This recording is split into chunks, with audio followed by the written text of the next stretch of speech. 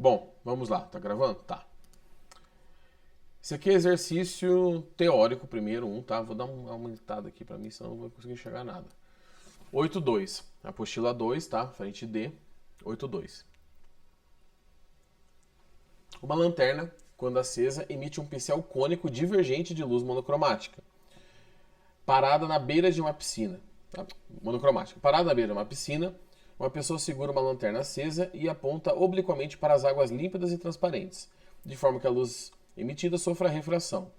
A alternativa que representa corretamente as trajetórias do raio de luz emitidos pela lanterna, que se propagam pelo ar e depois pela água, é... Então aqui é o seguinte, tá? A gente tem vários exemplos. O que acontece quando a luz vai do ar para a água? Eu vou fazer a separação bem rapidinho aqui, tá? Então temos a água. Deixa eu ver a superfície plana aqui.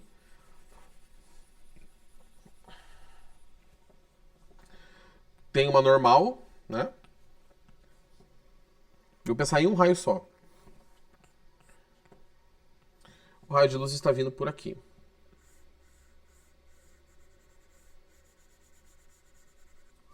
Tá? Ele está vindo aqui. E ele vai aproximar da normal, porque está indo para o meio mais lento, que é a água. Tá? Aqui eu tenho o ângulo de incidência. E aqui eu tenho o ângulo de refração. Se você olhar as alternativas, na alternativa A, na alternativa B, na alternativa C, os três raios de luz, tem pelo menos um, ou dois, ou três raios de luz estão chegando na normal e estão refletindo para cá, ó. Tá vendo? Na alternativa A é o primeiro da esquerda, ele chega e volta, em vez de atravessar a normal para o outro lado, ele volta. Na alternativa B é o terceiro raio da direita ali, e na alternativa C os três. Isso aqui não pode acontecer. Tá? Na verdade, existem materiais que têm um índice de refração negativo, mas não é o caso da água. Tá?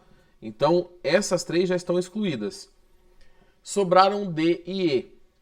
A única que a luz aproxima da normal, em cada um dos casos, é a alternativa D, que é a nossa resposta. Mas você pode perguntar assim, professor, mas os ângulos não são iguais, tá? O ângulo ali, você vê que na alternativa D, que é correta, o primeiro desvia só um pouquinho, o segundo, o do meio desvia mais, e o da esquerda ali, é que minha imagem está invertida para vocês, né? Agora que eu fui perceber isso. O mais da esquerda desvia mais que os outros. Vamos lembrar da lei de Snell. N1, seno de incidência, N2, seno de refração. Bom, aqui os meios são os mesmos, então esse N e esse N são constantes. Tá? Se eu estou aumentando o ângulo de incidência, o seno aumenta. Né? Então, por exemplo, você pega a alternativa D. O primeiro raio ele chega com um ângulo bem próximo da normal. E ele vai aumentando esse ângulo, vai ficando mais inclinado o raio de luz. Então você está aumentando o seno deste lado da igualdade. Consequentemente, você aumenta o seno do outro lado. Então, por isso que quanto mais inclinado o raio de luz, mais ele vai sofrer o desvio. Tá bom? Então, um exercício teórico, tranquilão, só pra gente dar uma alternativa D de dado. Beleza? Agora vamos para a parte mais interessante, que é a parte das continhas. Aqui, deixa eu puxar. 8.11 da Mackenzie. Uma certa piscina contém água de índice de fração absoluto igual a 4/3. Então, o índice de fração da água é 4/3. E sua base se encontra a 3 metros abaixo da superfície livre. Vou guardar essa informação por enquanto sem falar o que é. Quando uma pessoa na beira da piscina olhar perpendicularmente para seu fundo, terá a impressão. Então, esses 3 metros para baixo é a posição do objeto. O objeto aqui que a pessoa está observando é o fundo da piscina. Então, posição do objeto, 3 metros. Vamos para os índices de refração. Lembrando que a nossa equaçãozinha é NO-PO, NI-PI, tá? Quem que é o NO? Quem que é o índice de refração do observador? Bom, a pessoa está no ar olhando, né? Então, o índice de refração do observador é 1, que é o índice de refração do ar. Onde que a imagem será formada? A imagem, o objeto e a imagem estão dentro da água.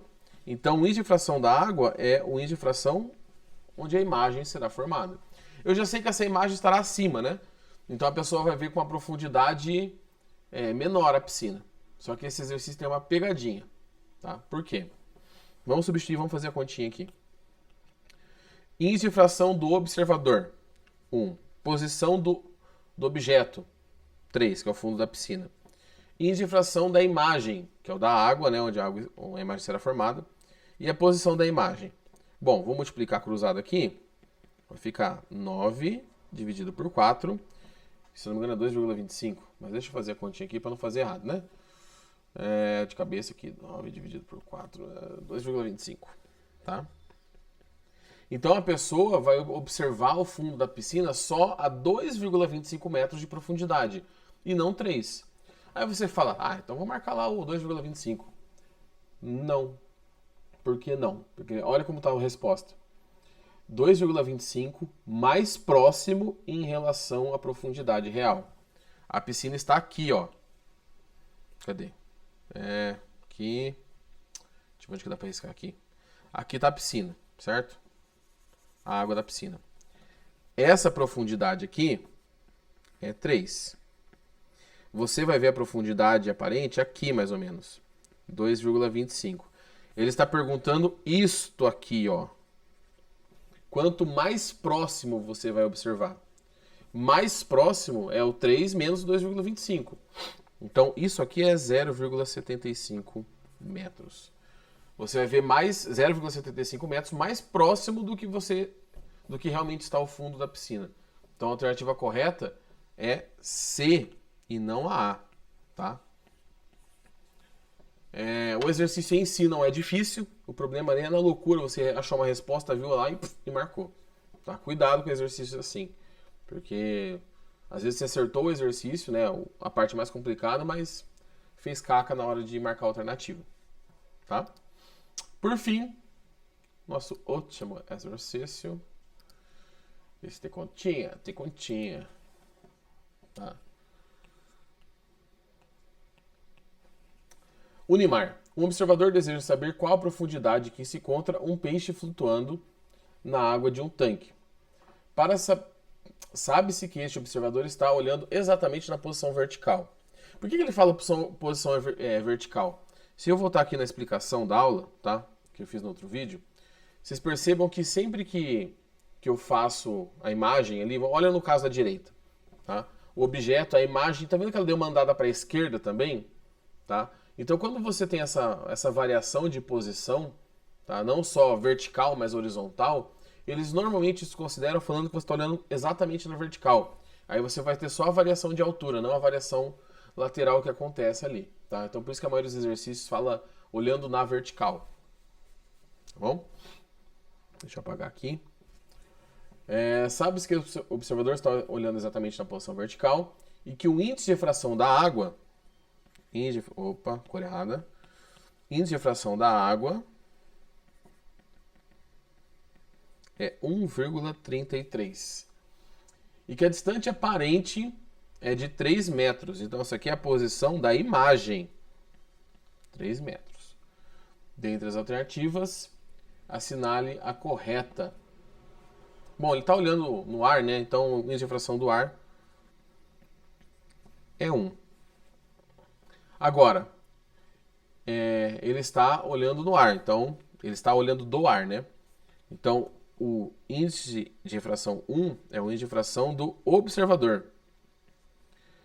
A imagem, assim como o objeto, será formado dentro da água, aquela imagem aparente, a posição aparente. Então, esse aqui é o índice de fração da imagem. E eu quero saber a posição real, tá? Posição do objeto, que é o fundo da piscina.